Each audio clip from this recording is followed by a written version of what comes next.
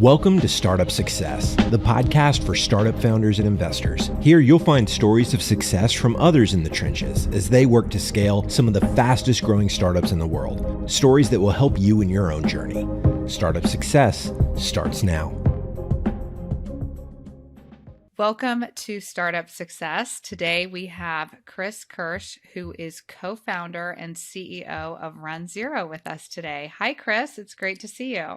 Hi, Kate. Thanks for having me. Thank you. I'm excited for this conversation. I'll share with the audience that it took us a while to get this going with the SVB crisis and some other things. So I'm really looking forward to our conversation. I want to get started if you could walk us through runZero and how it came to be. Sure, absolutely. So we're a cyber asset management vendor. So basically that means we tell people what's connected to their network for security purposes. And that includes IT and OT, so things like manufacturing floors and utilities and hospital biomedical systems. Also cloud environments and remote. So really the full breadth. Because if you don't know what you have, you really don't know what you're protecting. And so the whole thing started out basically by hearing from customers when my co-founder and I were at Rapid7 and also afterwards, hearing from customers that they didn't even know what they had on their network and that they were really struggling with that. And so I have to credit my co-founder because he had the idea of how to solve it. He was looking into it and saying like, okay, how are people doing this and why are they frustrated? The reason why they were frustrated was not because they weren't able to see the managed devices. Those are often relatively easy, but because they weren't able to see the unmanaged devices. So, and then when he looked into how people are doing it, they were usually using either a software agent on the device or an authenticated scan. For both of those, you need to know that an asset exists and you need to have a password to actually inventory the device. So that doesn't work. And so my co-founder is starting out from a point of view of an ethical hacker. He said, all right, let's take a different approach and take an unauthenticated network scan where you don't need to know anything about the environment. You scan it and you just discover more and more and more. And then we added API integrations with cloud, with EDR, with MDM solutions, a whole bunch of other systems. And so now we have a complete picture across the entire enterprise environment, across many different industries. That's fantastic. It sounds extremely thorough. Like you get the full picture, right? Which, yeah. Well, I'm German with a Swiss education, so I think that's probably so that why. explains it. Okay, because wow, you've covered it all, and what a great way to come about, to that solution, right? That's why I love hearing these stories. It's like you thought of things in a different way and then put it together. Congratulations. That's great. Thank you. And so I wanted to get into first your whole fundraising, bootstrapping, that whole situation, because I want to share with the audience you had a very successful Series A raise. So many people listening are trying to do that. If you could walk us through that whole part of the journey, I think that would be really helpful and interesting. Absolutely. Yeah. So my co-founder, HD Moore, he's for folks that are familiar with cybersecurity, he's the creator of Metasploit as well, which is a penetration testing tool. So a lot of people might know him from that in that industry. So he started out, he had the idea and he just started founded the company, but then also created a prototype. Did this as a part-time job, by the way, while still working as a penetration tester, and built a product and the first parts of a business in the first 2 years. So that was from 2018 to 2020. And he really got to product market fit in that time. He bootstrapped the whole thing himself, wrote a loan to himself, paid himself back, then was actually profitable, but was thinking about growing the company. And when you're trying to grow the company, if you don't take on money, you can grow, but you grow very slowly. And sometimes you miss the market, you miss the window compared to other better funded competitors, right? But his mindset and also my mindset is to be very financially conservative in terms of what we're spending money on and how we're growing the company and so on. Just before I joined, so this was around August, September of 2020, he had a bunch of inbound interest from VCs. And one of them stood out to him as, folks that he'd actually love to work with. And that was a company called Decibel.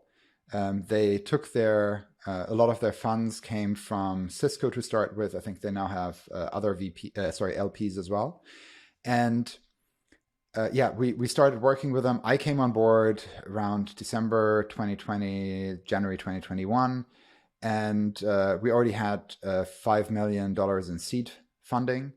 We already had, I think it was close to 100 customers at that point.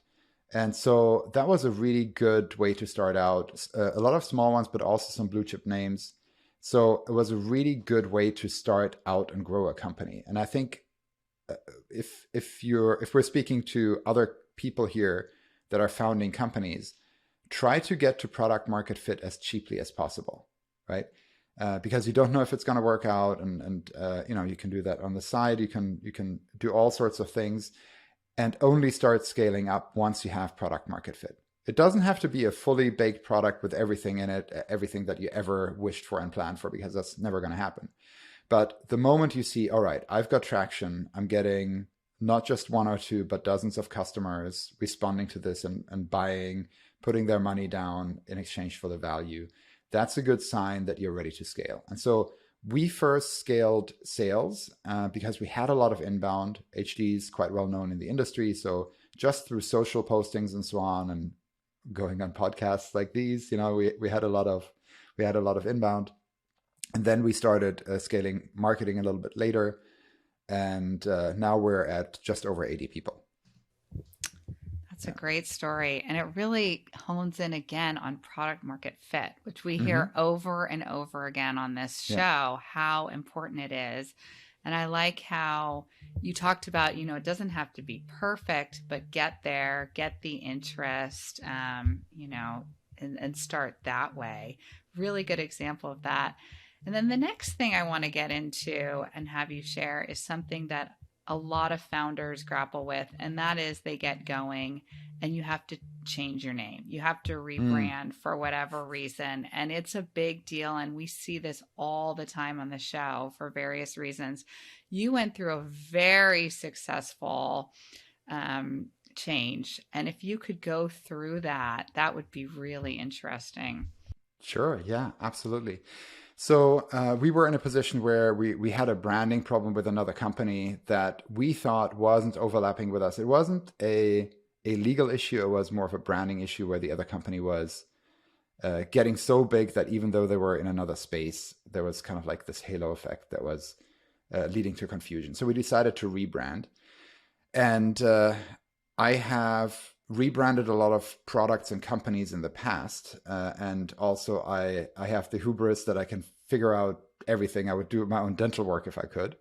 So I made the crazy decision of doing this all in-house, right? So you can take an agency for the graphics, for the naming, for all of these things. We were on a really tight timeline because we wanted to rebrand by Black Hat, which is a big conference in our space.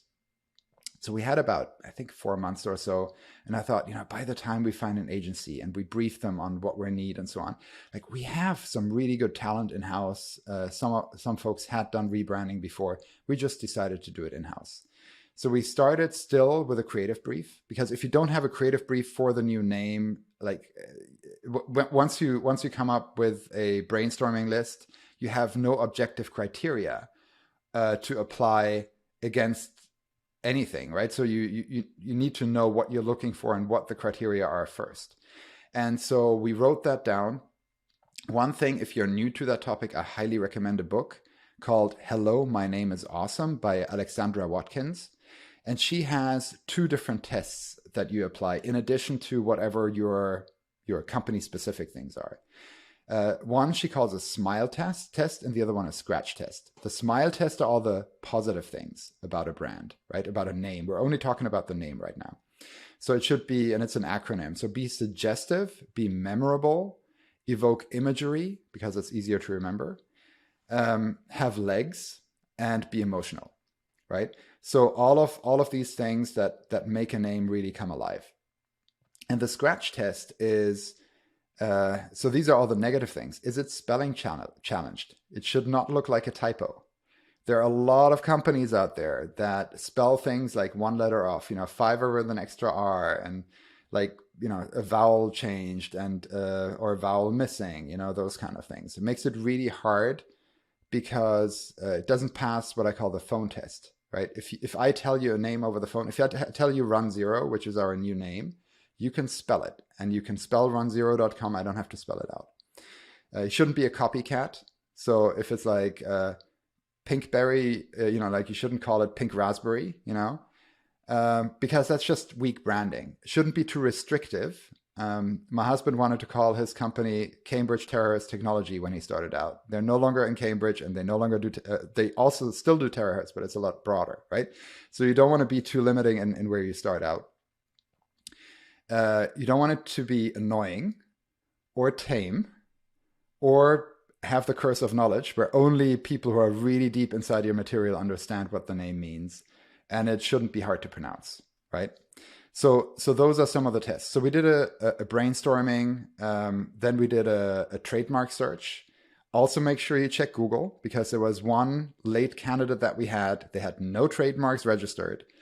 And just before we decided to go ahead with that name, we Googled it and we figured out that there was another company in a very similar space that had just come out of stealth. I think it was 11 days prior. And they shared a common investor with us. Oh, wow. Good catch. What a great catch. So also do Google. Yes. Don't just do trademark searches, right? Yeah. And then also figure out what is important to you. We had originally had rumble.run, but we didn't have rumble.com. And a lot of naming people tell you like, oh, that's fine. You're like, whatever the top level domain is, it doesn't matter as long as you don't have a conflict within your area of expertise. For us, because we had gotten burned by not having the .com and the .com causing us to rebrand, we said, all right, we absolutely must have the .com. So then so that means when you name the company, the name becomes less important. The domain becomes really important. Availability of the domain becomes really important. And so when you look at the market, there are a few different ones. Like there's domains that are available. Just go and register. Getting very rare for new names. There are buy now domains. They have a price tag on them, a couple of $1,000s, and you can click and buy them right now. Then you have the curated buy now. Those are websites that already come with like a logo and all of that stuff, and they're a little bit more focused on just brandable terms. So with the buy nows, you have to search for different names, whereas the curated ones give you like, tell me, are you a tech company or a consumer company? And they will try to suggest names and so on. So it's a little bit easier to find stuff. Then there's the private market. So the super high-end domain names, like something like hotels.com, diapers.com, or just very, very good domain names, those can go $100,000 into the millions of dollars. And that is a very close-knit community with domain brokers, and you need to, oftentimes they take a retainer, they negotiate with people and so on. It's not a very transparent market. And then there are the passive owners, people who have a domain and sit on it. Like there was one domain that we were considering that I really liked, and it belonged to this one guy who had a band of that name and was no longer really using the website. And so I tried to really get in touch with him, like all sorts of ways, whatever way I could, and I didn't get a response. So it's those kind of things. So it's a journey. And so you need to try and unmask the domain owners if it's a passive owner. And then, so it was quite a journey to even research this area, right? Right. Yeah. This is very helpful too, just for those starting out with a name, right? Yeah. To go Yeah. through the process for founders listening who are deciding a name, follow this process as well. Yeah. It's really hard. And depending on, let's say you have a domain, there is a domain that you're interested in, you can just visit the website to figure out who it belongs to, but that often isn't enough, right? Sometimes the Internet Archive, I think it's archive.org, the Wayback Machine. Oh, right. That's right? a fun one. Yes. That one, you go back and see like who did it belong to. Right. So maybe you can figure that out. You can Google it and so on. One time we found a domain, the seller was willing to sell, and then we did some background research and we figured out they're in Iran, and we probably can't sell to them for sanction issues. So that there's like all sorts of reasons why deals fall through. Like it would have been illegal for us to pay them money. So crazy journeys. And then once you have that, we had one domain name that we had all agreed upon, and that was actually I'll say it here. I don't think it hurts. It was neonray.com. Like we provide visibility into networks. So the concept of light and so on was something that really worked for us, and we thought we'd aligned all the stakeholders. We bought the name. It was not that expensive. And we thought we'd build a brand around it. There's cool visuals that you can do. You can play with the language and so on. So build a whole brand around it. And then Monday morning, I get a call from my VP of sales, and he says like, hey, I slept on it and I can't live with the name, and neither can the head of branding. And I thought, damn. Right. We're back to square one. We're back. But I like your name better, I have to say. Yeah.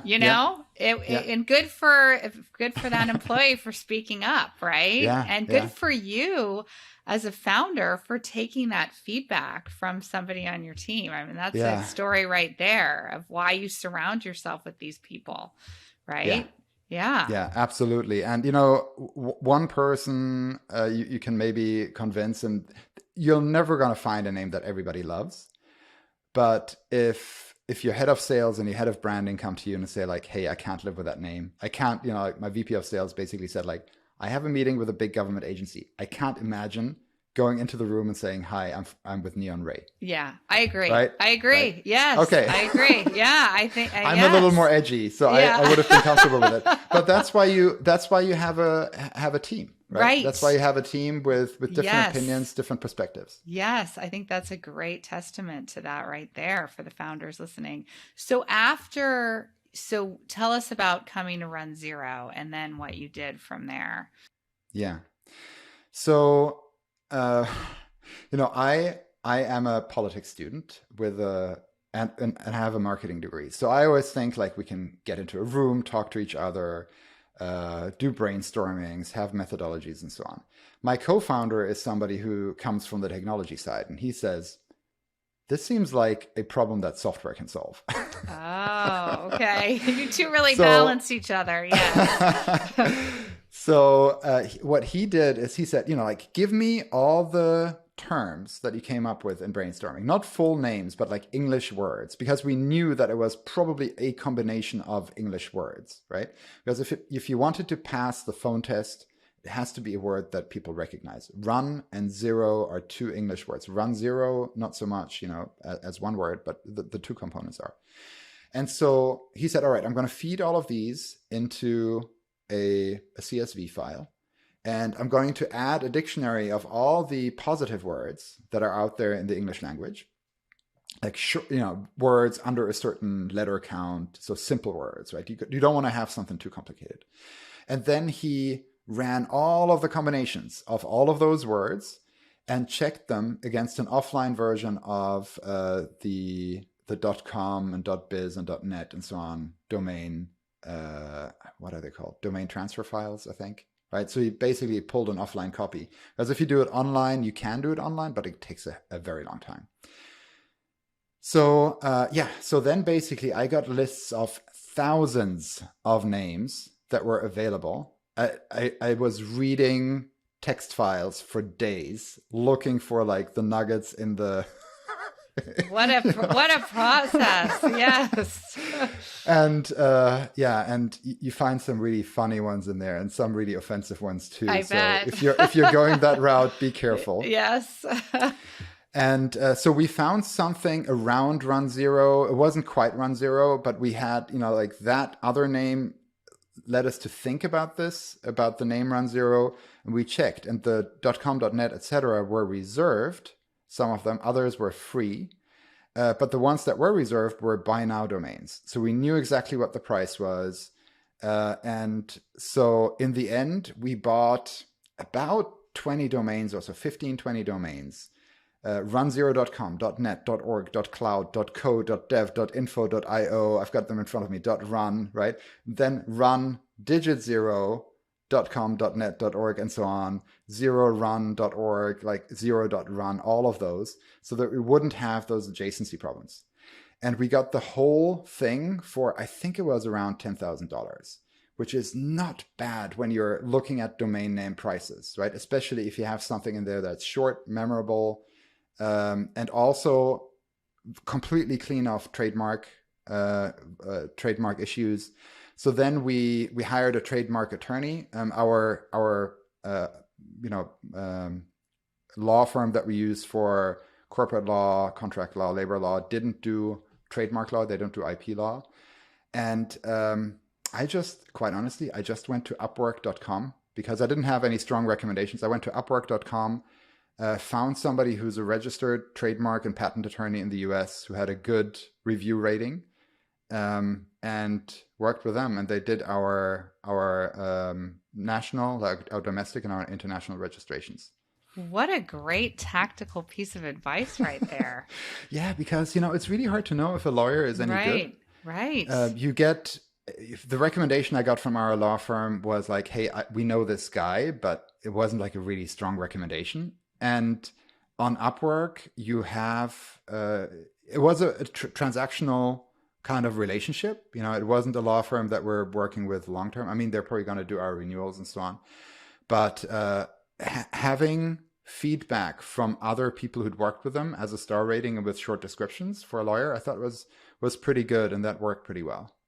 No, that makes a lot of sense. Yeah. Okay. Yeah. And then we went into the logo design and the visual brand and all of that. And with the logo design and visual brand, did you have an in-house resource for that? Somebody on your team, or did you? Okay. Yes. So we had a few people. We had one person in marketing, one UX designer, and myself. I also started my career as a graphic designer. Oh, okay. That helps. So we had, once we had the name, we came up with a few concepts for the type part of the logo, and then for the glyph, which is kind of like the, some people call it icon or whatever.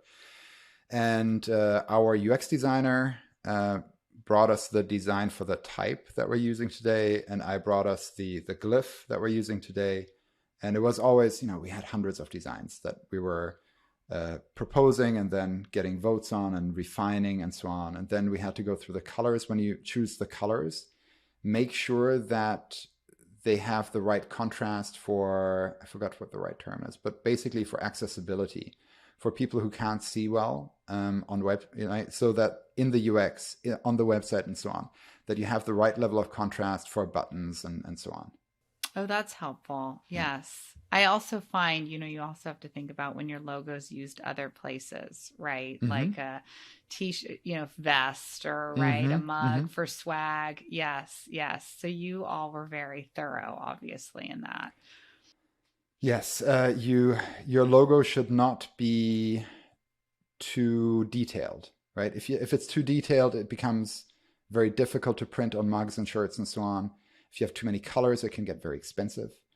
So it should work in black and white. So these are all things like logo designs I've done in the past, and plenty of them, and worked in pre-production in an ad agency. So I kind of know what kind of things work and what doesn't work. And so we kept it pretty, in terms of design, I think the design works and the colors are distinctive in the industry. But it's not a very, it's a very kind of traditional logo in the sense of being fairly chunky and bold, right? I think it turned out great. And I really appreciate you walking us through the whole process because, as I mentioned, it's not just helpful for those going through a rebrand, but those founders going for their first brand, right? Yeah. I mean, as somebody who's worked with a lot of startups, a problematic logo, name just keeps coming up. It doesn't go away. Right? Yeah. It's not, it's something you really do have to address, but it's expensive and it's time consuming. So founders don't want to. Yeah. It's so hard to do it. I think it took us over 4 months. We did get it done in time for the trade show.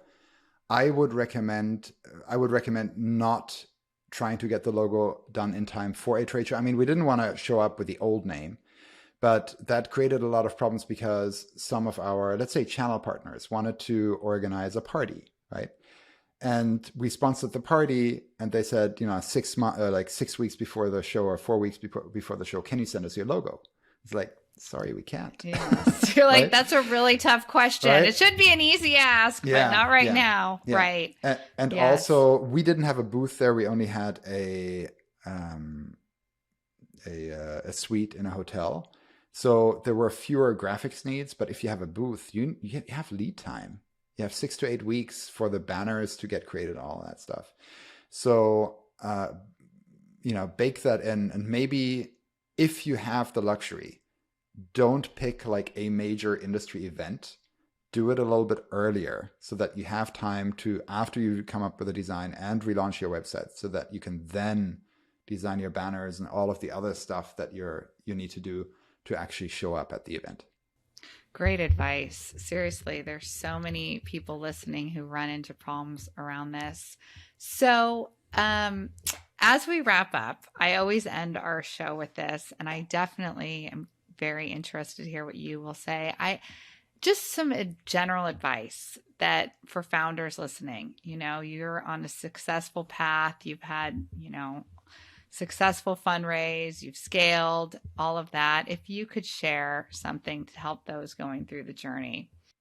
I think apply common sense and don't always do it exactly the same way others do it. You can be guided by how other people do it, but it doesn't mean that you have to do it the same way. I know that's dangerous advice because there are good reasons why other people have done it like this before. But for example, we decided to be a completely 100% remote company during COVID, which now in retrospect doesn't sound like it's you don't have to be Sherlock Holmes to figure that out.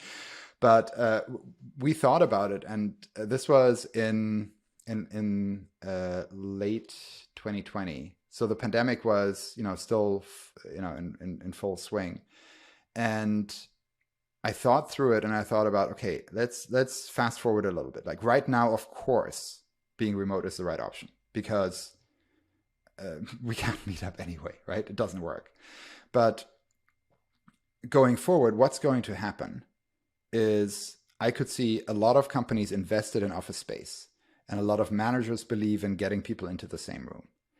And so when the pandemic's over, these companies and managers are going to ask their people to come back, which turned out to be true, right?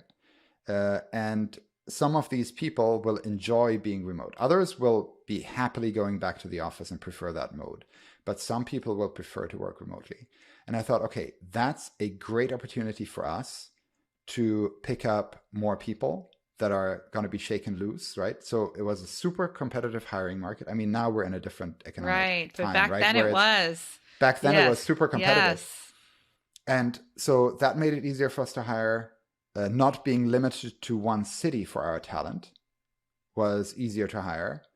HD and I are in 2 different cities anyway, so one of us would have been remote or it would have been hybrid. And hybrid is the worst of both worlds because if you've ever been remote with other people in a conference room, it sucks. It does. Right? You got to go one or the other. I agree. Yeah. Yes. Yeah. And the last thing is it's a little cheaper, right? If you don't have to pay for the real estate, it's cheaper. Yes. You're absolutely right. Yep. Yeah. So think about, are the conditions under which other people made those decisions still valid or not? Right. Right. Excellent advice. So for those listening, how do they find out more information about runZero?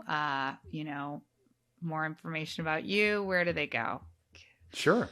So runZero is easy. It's runZero.com. Yes. We have the .com. You did it. You did it well. Yes. And so you should be able to see a lot on that website. You can also get a free trial. So if you're a tech enthusiast and you like playing with tech at home, try it out at home. If you think you need asset inventory in your company, you can use the same trial and try it out. The trial that we have on the website is the fully blown enterprise version, but it downgrades to a forever free version that you can use at home or in a small business.